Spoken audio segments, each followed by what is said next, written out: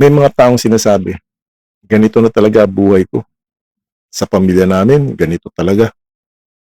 Walang umaasenso sa amin. Parang malas talaga kami. Pero paano kung hindi ito tadhana? Tignan mo ang buhay mo. Paulit-ulit ba? Parehong klase ng problema? Parehong maling desisyon?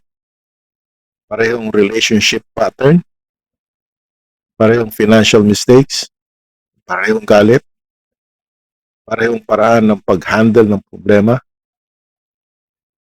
At pagkatapos mangyayari ulit, sasabihin natin, ganito talaga ako.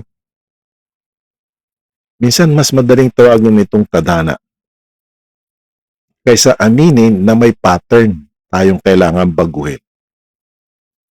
At may mga bagay din na tututunan natin sa pamilya.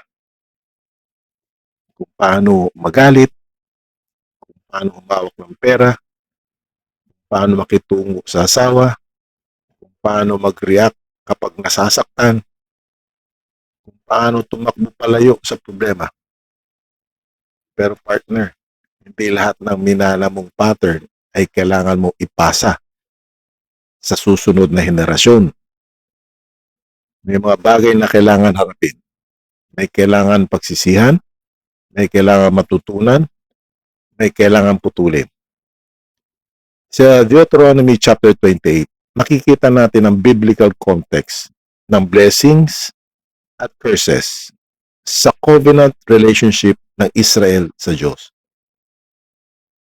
Kaya hindi natin dapat basta sabihin, may problema ka, kaya may generational curse ka. Hindi ganun kasimple ang Bible. Pero may mahalagang tanong para sa atin. Ano ang mga pattern sa buhay natin na kailangan natin dalhin sa Diyos at baguhin? Dahil hindi tayo tinawag ng Diyos na manatiling bihag na nakaraan. Bakit di mo kayang baguhin ang ginawa ng mga nauna sa iyo? Pero maaari mong piliing huwag nang ipasa ang parehong pattern. Magsimula sa iyo, sa decision mo, sa character mo, sa relationship mo with God. Baka ang bagong chapter ng pamilya mo magsimula sa isang taong nagdesisyong magbago. At baka ikaw ang taong yon.